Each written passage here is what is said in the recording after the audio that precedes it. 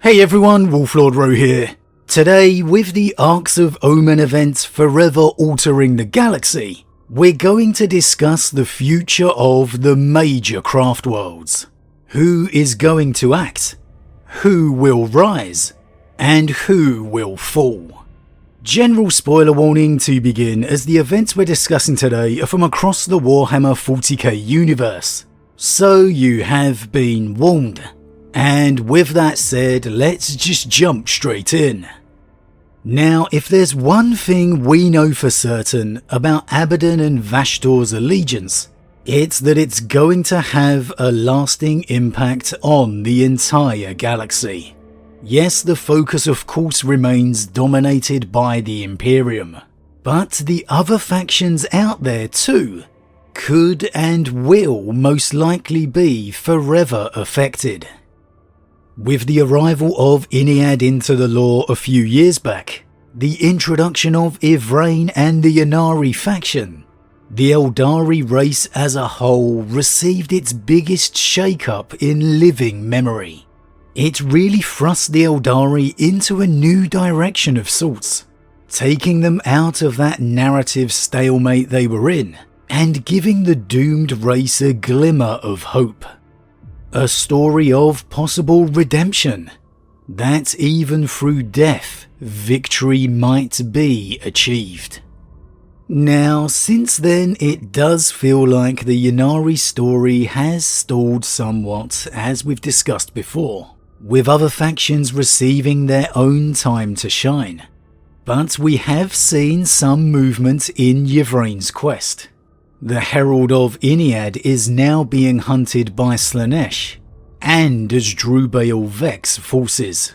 Not together, of course. And Vex has even instigated a civil war within Commorragh to clear out what remains of the growing Ynnari presence. And the Craftworlds have continued to adapt to this new cause amongst their people too, with each reacting in their own ways. But what of the Craftworlds in particular? What can we expect for them in the near future? Who are we going to see acting within this Arcs of Omen campaign?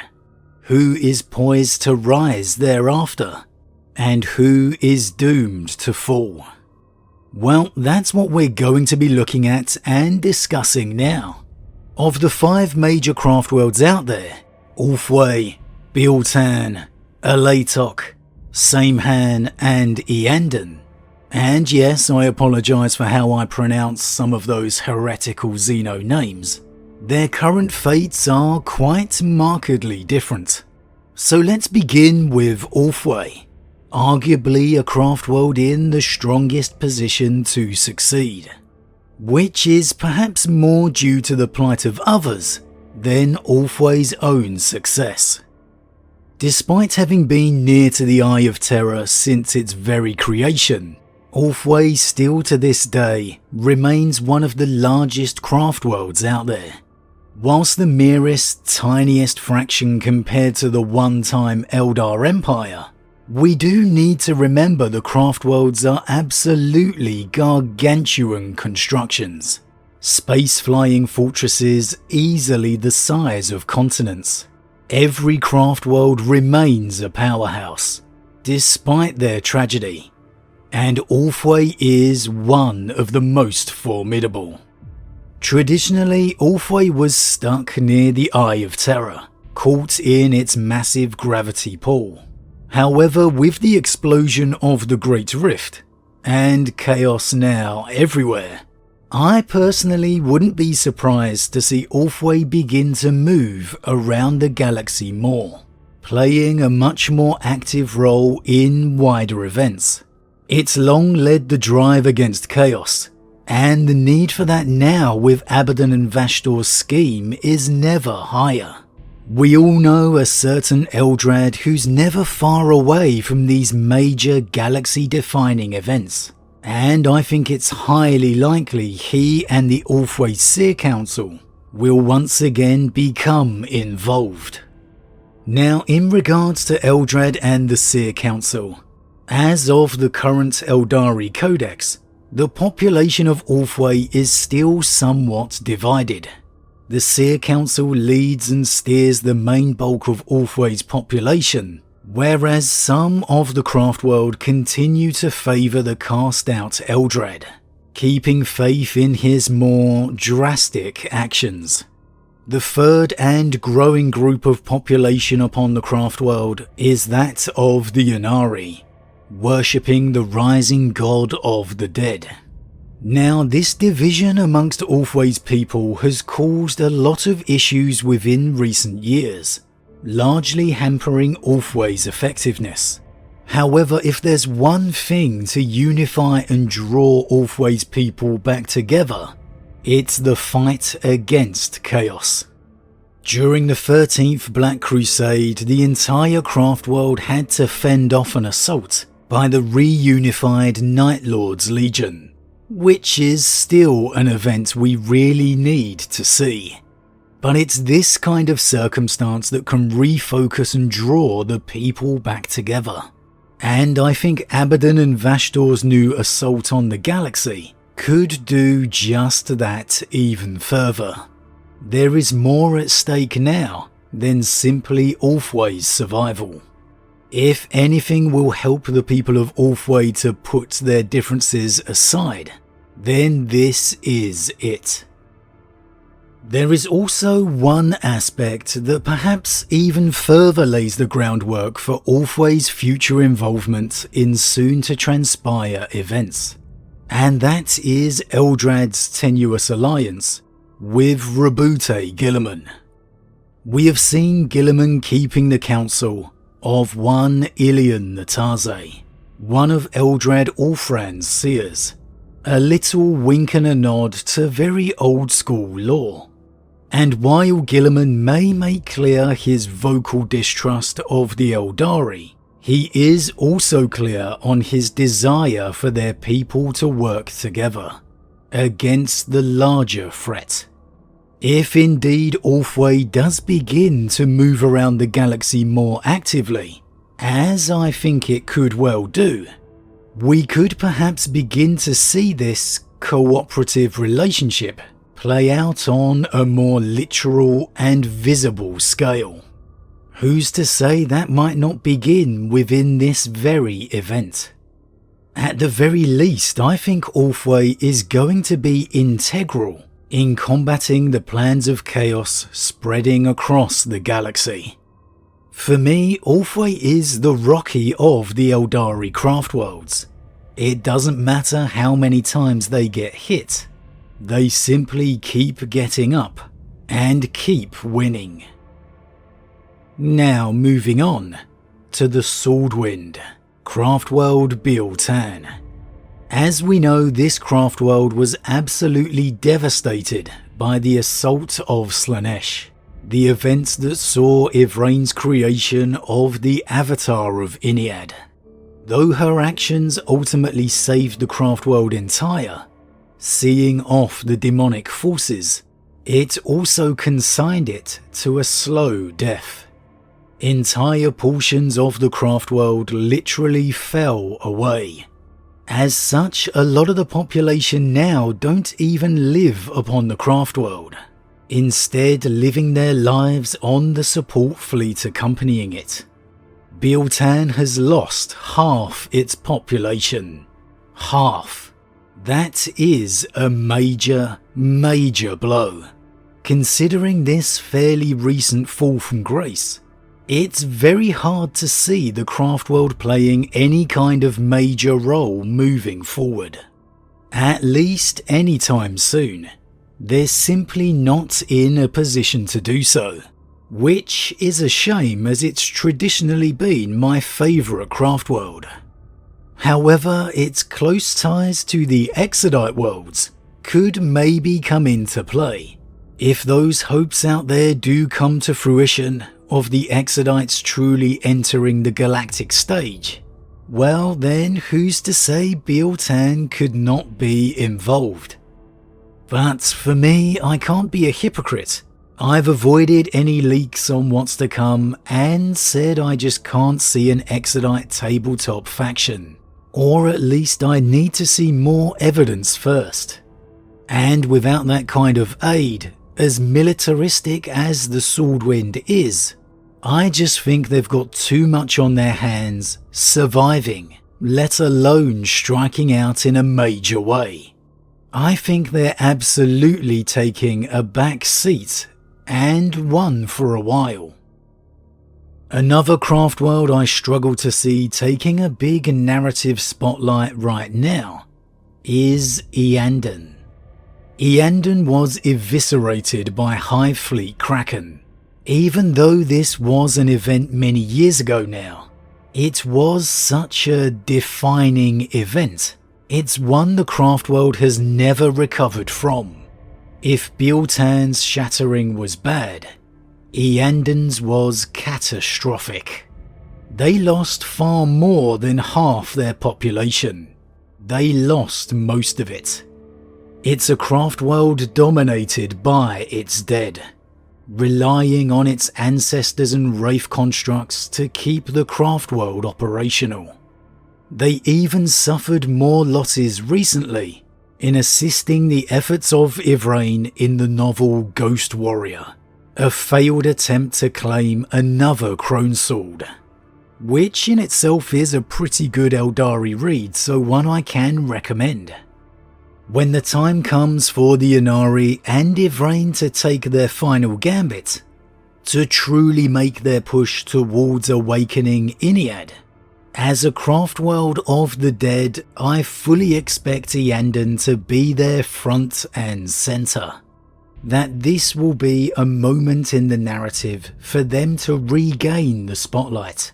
However, until then, despite their close relationship with the Inari, I think the scars of that most recent failed expedition are a little too fresh. And so that leaves us with two Craftworlds, who for my mind are in pretty strong positions right now, who may not have the pivotal character of Eldrad, but they remain strongly unified as people, and maybe more importantly, haven't suffered the crushing defeats of their kin. And that is Alatok and Samehan. Now, Alatok is renowned for its keeping track of galactic events, though not quite doing it as much as through its seers, such as Ulfway, and more practical aspects such as networks and informants. Now, this doesn't bode as well for predicting or intercepting the Arcs of Omen, for example, but it does mean Alatok is possibly best poised to respond to a chaos threat quickly, and Alatok is very active at doing so. Alatok is easily strong enough and able enough to react and take out a chaos arc or force that could appear within their sector. Let's make it clear, Alatok has no love lost for the Imperium of Man, and in fact it spends more of its time fighting it. But chaos is the enemy of everyone, and no Craftworld would allow chaos to succeed. Again, with Alatok having been clearly stated to have avoided the Inari debate as a people, they could very well be alone of all the major Craftworlds to do so, leaving them in a very strong position. They've also not been in a major narrative event in quite some time, at least that I can think of, so they're well positioned to succeed, and possibly due their moment in the spotlight. If any Craftworld could make a major play within the Arcs of Omen campaign, for me it could well be Alatok. Regardless, however, they remain as one of the strongest Craftworlds as we move forward, and one that I think we should definitely be keeping an eye on. In a time for the Eldari where the traditional major powers have fallen, the time for the lesser spoken of Craftworlds has truly begun. Now, Samehan is a bit of a difficult one to predict. as out of all the major craft worlds out there, we really know the least about what's currently going on with them. The Codex tells us a lot about their culture and ways of war.